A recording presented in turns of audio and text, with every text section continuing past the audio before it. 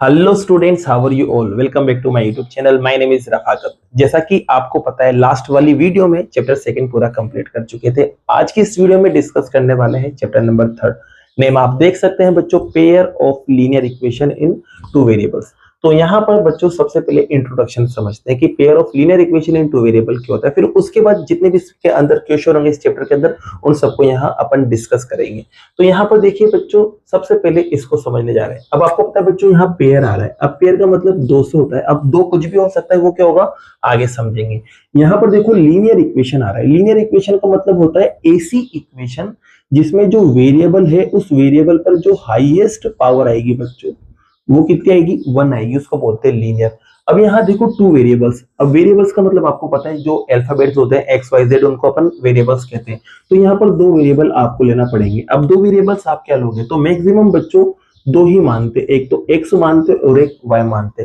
तो देखो यहाँ पर ये दो किस चीज के लिए इस्तेमाल हुआ था, तो दो इस्तेमाल हुआ था इक्वेशंस के लिए। तो कहने का मतलब, इसकी डेफिनेशन अगर बनाए तो क्या बनेगी, ऐसी दो इक्वेशंस जिसमें दो वेरिएबल्स हो और दोनों वेरिएबल्स पर जो पावर आएगी, हाईएस्ट पावर, वो कितनी हो, 1 हो, वो क्या कहलाता है, pair of linear equation in two variables. समझ में आ गई।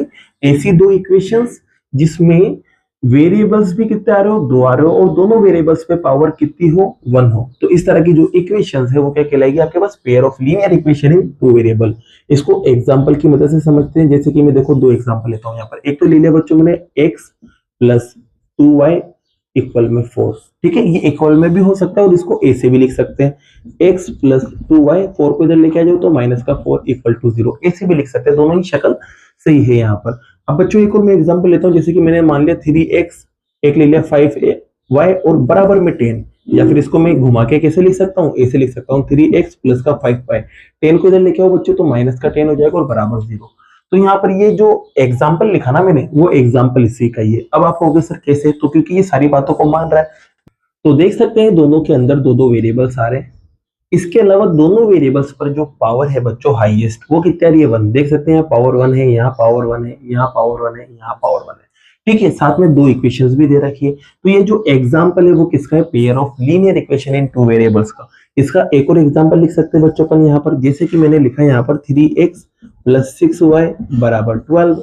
एक और इक्वेशन मैंने यहाँ लिखी बच्चों, जैसे कि 4x प्लस 8y इक्वल में आपके पास ले लेते हैं 14। ठीक है, अब यहाँ पर देखो ये इक्वेशन मैंने और लिखी, तो ये भी एक तरह से इसका एग्जांपल है, क्योंकि दो दो वेरिएबल्स आ रहे हैं, दोनों पर पावर 1 1 आ रही है और दो इक्वेशन अलग है, इस वजह से पेयर भी कहला रहा है।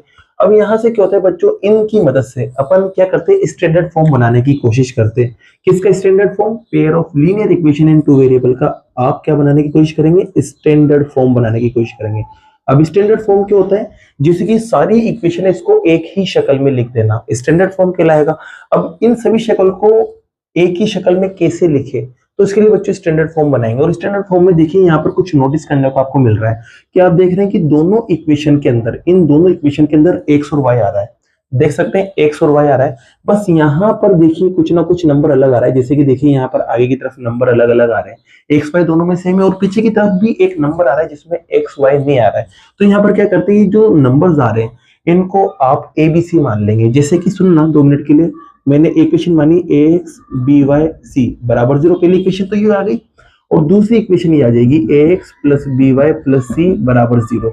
अब देखिए बच्चों, ये दोनों इक्वेशन सेम तो नहीं थी, लेकिन यहाँ सेम दिख रही है, लेकिन इनको अलग अलग बताना पड़ेगा। तो अलग अलग बताने के लिए मैं क्या करूंगा, a1 a2 नाम दे दूंगा, b1 b2 नाम दे दूंगा और c1 c2 नाम दे दूंगा। अब बच्चों यहाँ पर क्या है ना, ये a1 a2 नाम इसलिए दिया मैंने क्योंकि यहाँ पर जो कोफिशिएंट्स आ रहे थे, जैसे कि देखो x के साथ यहाँ 3 आ रहा है और यहाँ x के साथ 4 आ रहा है, दोनों सेम तो है नहीं, अलग अलग है, इस वजह से इनको a1 a2 नाम दे दिया, ऐसे b1 b2 नाम दे दिया, ऐसे c1 c2 नाम दे दिया। तो ये स्टैंडर्ड फॉर्म होती है बच्चों, pair of linear equation in two variable की स्टैंडर्ड फॉर्म होती है। और दूसरी डेफिनेशन आप अगर इसकी बोलना चाहो तो यूं कह सकते हो, ऐसी इक्वेशन जो इन फॉर्म में हो, ऐसी इक्वेशन जो इन फॉर्म में हो, इस फॉर्म में मतलब उसे आप बोलते हैं pair of linear equation in two variable. ठीक है, यहाँ पर ध्यान रखना a1 b1 c1 a2 b2 c2 constant होते हैं, मतलब इनकी जगह कुछ ना कुछ नंबर्स आएंगे और यहाँ x y आपके एज इट इज रहेगा। ठीक है, अब यहाँ पर बच्चों इसको सॉल्व कराएगा आपसे, एक्सरसाइज 3.1 में 3.2 में 3.3 में इनको सॉल्व करने के लिए बोलेगा। तो सॉल्व करने के यहाँ पर दो मेथड होते हैं, कितने, दो मेथड यहाँ होते हैं आपके पास, ये ध्यान रखना है। अब पहला मेथड जो होता है वो तो होता है ग्राफिकली। क्या होता है बच्चों? ग्राफिकली। तो इसको ग्राफिकली आप सोल्व कर सकते हैं। और जो दूसरा मेथड होता है बच्चों, वो होता है बच्चों आपके यहाँ पर एल्जेब्रिकली। ध्यान रखना, ये दो मेथड आपके पास होते हैं, एक तो होता है ग्राफिकली, एक होता है एल्जेब्रिकली। इस एल्जेब्रिकली मेथड के अंदर तीन मेथड पढ़ेंगे अपन, तीन तरीके से इक्वेशन को सोल्व करना सीखेंगे।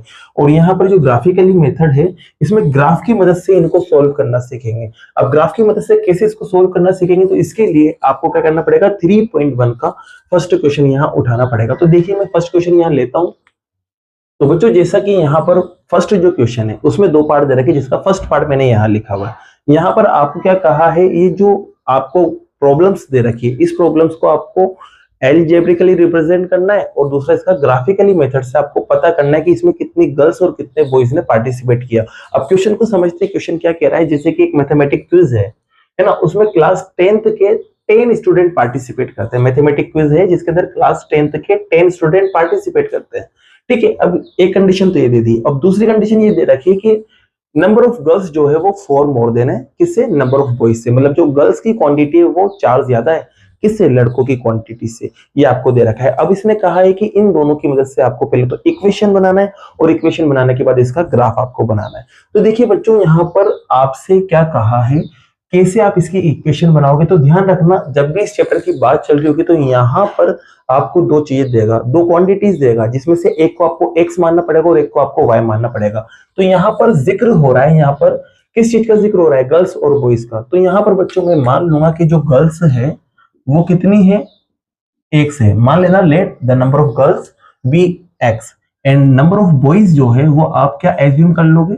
y। ठीक है, ये आप मान लेना, यहाँ पर मान लेते हैं let the number of girls be x and the number of boys be y। ये आपने मान लिया।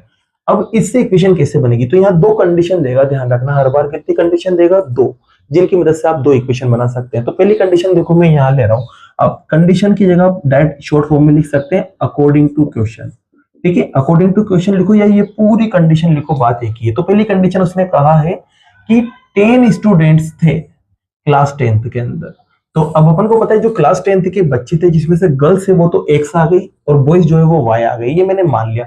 अब 2 मिनट के लिए समझते हैं कि यार गर्ल्स 6 है और बॉयज 4 है, समझने के लिए।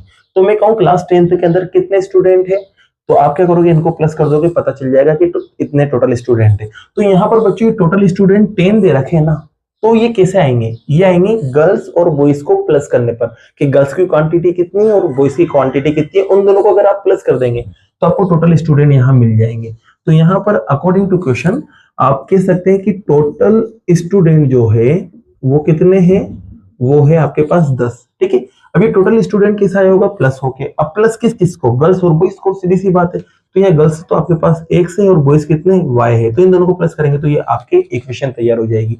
ये आपके पास बच्चों पहली इक्वेशन आ चुकी है। क्लियर? अब दूसरी इक्वेशन के लिए देखो बच्चों क्या करते हैं। दूसरी इक्वेशन के लिए ये कंडीशन का इस्तेमाल करते हैं। इसने कहा है कि नंबर ऑफ गर्ल्स जो है वो 4 मोर देन है, किससे? नंबर ऑफ बॉयज से। तो गर्ल्स 4 ज्यादा है बॉयज से। तो यहाँ पर बच्चों देखो मैं पहले तो लिखूंगा अगेन अकॉर्डिंग टू क्वेश्चन, या तो ये लाइन लिख दो या फिर वो पूरा सेंटेंस लिख दो, बात एक ही है। अब यहाँ पर देखो एक तरफ तो मैं लिखता हूँ गर्ल्स, एक तरफ में लिखता हूँ बच्चों बॉयज। ठीक है, अब यहाँ इक्वल का साइन लगा देता है, क्योंकि इक्वेशन बनाते तो इक्वल करना पड़ता है दोनों तरफ के पार्ट्स को, लेफ्ट हैंड साइड और राइट हैंड साइड को इक्वल करना होता है। तो यहाँ पर देखो उसने कहा है कि गर्ल्स जो है वो 4 ज्यादा है, गर्ल्स से 4 ज्यादा है। तो अब आपको बच्चों देखो जब भी मोर देन आ जाता है तो प्लस करना पड़ता है। अब प्लस किधर करेंगे? जो छोटा है उधर प्लस करेंगे। अब छोटा कौन है? देखो मैं बताता हूँ आपको। यहाँ पर आपसे कहा कि गर्ल्स तो 4 ज्यादा है, किससे? बॉयज से। इसका मतलब अगर बॉयज अगर 2 रहे तो गर्ल्स 4 ज्यादा आएंगी, इसका मतलब गर्ल्स 6 आ जाएंगी। अगर बॉयज 3 रहे तो गर्ल्स 4 ज्यादा आएंगी, तो कितनी हो जाएगी? 7। अब इक्वेशन बना रहे तो दोनों को इक्वल करना पड़ेगा। अब आप देखिए बच्चों, दोनों को इक्वल करने के लिए 4 इधर प्लस करे कि इधर प्लस करे, तो आप कहोगे सर बॉयज की तरफ प्लस करना पड़ेगा, क्योंकि कम इधर है। तो जिधर कम रहता है उधर आपको करेक्शन करना होता है। तो यहाँ पर बोला है कि गर्ल्स 4 ज्यादा है, तो कम कौन है? बॉयज 4 कम है। तो अपन क्या करेंगे? बॉयज की तरफ 4 प्लस कर देंगे, जब जाके ये दोनों क्या होंगे? इक्वल। क्योंकि अभी ये इक्वल नहीं है, क्योंकि यहाँ गर्ल्स ज्यादा है। अब बॉयज 4 कम है तो बॉयज को 4 बढ़ा देंगे अपन, जिससे कि दोनों तरफ का रिजल्ट सेम हो जाएगा बच्चों। अब इसको सोल्व करते हैं तो यहाँ आ जाएगा x, और यहाँ बॉयज आपने क्या माना था? y, और यहाँ प्लस का 4। तो इसमें क्या करेंगे आप, y को इधर उठा के ले आएंगे तो x माइनस वाई बराबर 4, या फिर कौन सी इक्वेशन आ जाएगी, दूसरी इक्वेशन आ जाएगी। यहाँ तक क्लियर हो गया होगा। अब इसके बाद देखिए बच्चों, ये आपके एल्जेब्रिकली रिप्रेजेंटेशन हो चुका है। अब इसका ग्राफ बनाएंगे। क्या बनाएंगे बच्चों, ग्राफ। तो ये देखो यहाँ ग्राफ बनाते हैं। तो ग्राफ के लिए बच्चों देखो मैं आपको एक ट्रिक बता देता हूँ, बस उसे याद रखना, उसकी मदद से आपका काम हो जाएगा। तो देखिए यहाँ पर पहले तो ये इक्वेशन इसको लिखेंगे x प्लस वाई बराबर कितना 10, और एक तरफ दूसरी इक्वेशन लिखेंगे x माइनस वाई बराबर 4। ये दो इक्वेशन मैंने यहाँ लिख दी, ठीक है। अब इसकी मदद से ग्राफ बनाएंगे। तो आपको ध्यान रखना है, आपको कुछ नहीं करना, यहाँ पर एक बार x बराबर 0 रख दो और एक बार y बराबर 0 रख दो, ठीक है। यहाँ पर भी क्या करेंगे, एक बार x बराबर 0 रखेंगे और एक बार y बराबर 0 रखेंगे। रखते हो, चलो सोल्व करते हैं। तो देखिए यहाँ x की जगह 0 आएगा, तो 0 प्लस y बराबर 10। अब 0 में y को प्लस करेंगे तो बच्चों y ही रहेगा, तो y की वैल्यू 10 आ जाएगी। इसी बच्चों अब क्या रखेंगे, y की जगह 0, तो यहाँ x y की जगह 0 आ जाएगा और इक्वल में 10। अब 0 में y को प्लस x को प्लस करेंगे सॉरी, तो x इज इक्वल्स टू 10 आएगा। ये आपके पास देखो पॉइंट्स मिल गए ग्राफ बनाने के लिए। अभी ग्राफ बना हुआ कैसे बनेगा, उससे पहले इसके लिए टेबल तैयार कर लेते हैं। यहाँ पर क्या कर लेते हैं बच्चों, तैयार टेबल। अब टेबल कैसे बनेगी, तो यहाँ लिखेंगे x, यहाँ लिखेंगे y। अब x की वैल्यू आपके पास 0 आई है, जिससे y कितना मिला 10। अब यहाँ देखो y की वैल्यू 0, तो y की वैल्यू आपने 0 रखनी है, जिससे x कितना मिलेगा 10। क्लियर। अब यहाँ रखते हैं बच्चों, क्या रखेंगे, x की जगह 0, तो यहाँ रखते हैं x की जगह 0, तो 0 माइनस वाई बराबर 4। क्लियर यहाँ तक। अब क्या करेंगे बच्चों, यहाँ से माइनस वाई बचेगा और यहाँ जाएगा 4। अब देखिए यहाँ से माइनस को भी हटाना पड़ेगा बच्चों, तो ये माइनस जो है वो इसके डिवाइड में चला जाएगा। अब आप कहोगे डिवाइड में कैसे जा रहा है, तो देखिए यहाँ पर ये माइनस का y इक्वल में 4 है, तो मैं इसको ऐसे लिख सकता हूँ, माइनस का 1y इज इक्वल्स टू 4। अब y को जब आप निकालेंगे तो -1 की लात पड़ेगी, तो सामने वाले के डिवाइड में चला जाएगा ना, और 1 से 4 कटेगा, 4 ही आएगा, तो यहाँ माइनस लग जाएगा। तो इसका मतलब ये है कि माइनस उधर चल जाता है डायरेक्ट। तो यहाँ पर आपके y जो मिलेगा वो मिलेगा माइनस का 4, ठीक है। अब y की जगह 0 रखेंगे, चलो y की जगह 0 रखते हैं, तो x माइनस y की जगह 0 और इक्वल में 4। तो यहाँ बच्चों x इज इक्वल्स टू 4 बनेगा। ये आपके पास पॉइंट्स मिल गए। अब इसकी भी टेबल बना लेते हैं, ठीक है। अब यहाँ देखो टेबल बनाते हैं यहाँ पर, तो x आ गया, y आ गया, ठीक है। x की जगह आपने 0 रखा है, तो y आपको माइनस का 4 मिल रहा है। y की जगह 0 रखा है, तो x आपको प्लस का 4 मिल रहा है, ठीक है। अब इसकी मदद से देखो ग्राफ बनाएंगे।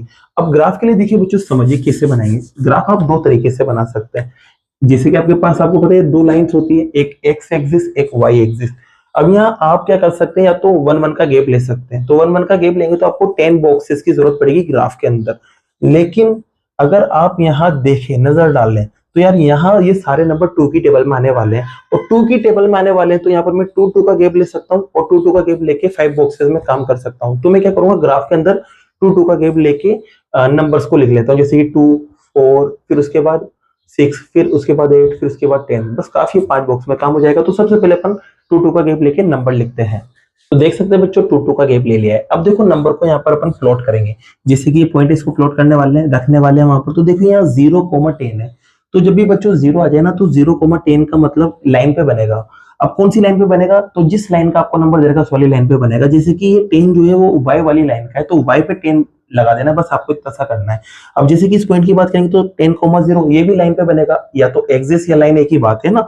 तो कौन सी लाइन पे बनेगा, तो ये लाइन किस वाली का नंबर है देख सकते हैं, तो ये x का नंबर है। तो इसको जब पॉइंट को लगाते हैं अपन, तो यहाँ पर क्या करेंगे, ये 10 जो है वो y पे लगा देंगे क्योंकि 0 आ रहा है, और ये जो 10 है वो x पे लगा देंगे क्योंकि यहाँ पर भी 0 आ रहा है। जब भी 0 आए तो आप नंबर देख लो और उस एक्सिस पर उसी जगह पे पॉइंट लगा दो। जैसे कि अब इसको लगाने जा रहा हूं मैं, तो प्लस का 10 वो भी y पे, तो प्लस का 10 ये रहा और y पे आ गया, ठीक है। फिर ऐसे बच्चों यहाँ पर x पर भी क्या रहा है, प्लस का 10, तो x ये वाली लाइन है और x पे प्लस का 10 यहाँ आ जाएगा। अब इसको क्या कर देंगे, मिला देंगे और लाइन बना देंगे। तो मिलाते हैं बच्चों, देख सकते हैं बच्चों मैंने लाइंस को यहाँ मिला दिया। अब इसी इस पॉइंट को लगाते हैं, तो देखिए यहाँ पर माइनस का 4 आ रहा है, माइनस का 4 वो भी किस पर, y पर। तो y ये रहा और माइनस का 4 ये रहा, तो देख सकते हैं -4 आ जाएगा। ऐसे प्लस का 4 आ रहा है x पर, तो x ये रहा और प्लस का 4 आपका ये रहा। अब इन दोनों को भी मिला के क्या कर देंगे, लाइन तैयार कर देंगे। तो चलो लाइन मिलाते हैं इसकी। तो देख सकते हैं बच्चों ये लाइन भी मैंने यहाँ मिला दी। अब आपका क्या हुआ, ग्राफ तैयार हो चुका है। अब ग्राफ की मदद से आपको बताना था कि गर्ल्स और बॉयज कितने हैं, तो इसको कैसे बताएंगे, देखो मैं बता देता हूँ आपको। तो बच्चों ये जो पॉइंट मिला, इंटरसेक्टिंग जो पॉइंट मिला ना, इस पॉइंट को आपको क्या करना है, एक्स एक्सिस पे लेके आ जाना है। तो ये एक्स एक्सिस पर पॉइंट आ गया, तो आप देख रहे हैं एक्स एक्सिस पर ये 6 और 7 के बीच में मिल रहा है। 6 और 7 के बीच में मिल रहा है, इसका मतलब यहाँ x की वैल्यू 7 होगी, क्योंकि 6 और 8 के बीच में मिल रहा है और 6 8 के बीच में कौन आता है 7, तो यहाँ x की वैल्यू 7 होगी। ऐसे इसको लेके आते हैं y पर, तो y पे जब लेके आएंगे तो बच्चों आप देखेंगे 2 और 4 के बीच ये मिलता हुआ दिखेगा। आपके ग्राफ में जब बनाओगे तो आप देखोगे 2 और 4 के बीच में मिलता हुआ दिखेगा, और 2 और 4 के बीच में कौन आता है, तो 2 और 4 के बीच में बच्चों आपके पास आता है 3। तो आप देखेंगे बच्चों यहाँ पर x की वैल्यू जो है वो कितनी मिली 7 और y की वैल्यू कितनी मिली आपको 3। तो यहाँ पर ये जो पॉइंट आता है इंटरसेक्टिंग पॉइंट दोनों लाइंस का, यही आपका आंसर होता है। अब आंसर कैसे, तो यहाँ पर जो भी x की वैल्यू मिली वो आपने जो भी x माना वो हो जाएगा। तो आपने x किसको माना था, गर्ल्स को, तो यहाँ पर आपको पता चल जाएगा कि गर्ल्स कितनी है 7 है, और y किसको माना था आपने, बॉयज को, तो आपको पता चल जाएगा जो बॉयज है ना वो कितने आपके पास 3 है। आई बात समझ में। तो यहाँ पर आपको गर्ल्स और बॉयज की क्वांटिटी पता ऐसे चलेंगी। अब आप चाहो तो देख सकते हो जो गर्ल्स है ना वो बॉयज से 4 ज्यादा भी आ रही है, देख सकते हैं, क्योंकि कंडीशन आपको दे रखी थी। ठीक है, ये आपका इसी के साथ ये फर्स्ट क्वेश्चन कंप्लीट हुआ। बस यहाँ पर आपको क्या लिख देना है, स्केल लिख देना है। स्केल में मैं बोल देता हूँ, यहाँ पर आ जाएगा on X axis 1 centimetre equal. अब इसी यहाँ पर आ जाएगा on Y axis 1 centimetre equal. अब आप देखिए बच्चों यहाँ पर एक्स एक्सिस और वाई एक्सिस पर कितना कितना गैप आपने दे रखा है, तो यहाँ 2 2 का गैप दे रखा है, तो यहाँ पर भी 2 आ जाएगा और यहाँ पर भी 2 आ जाएगा।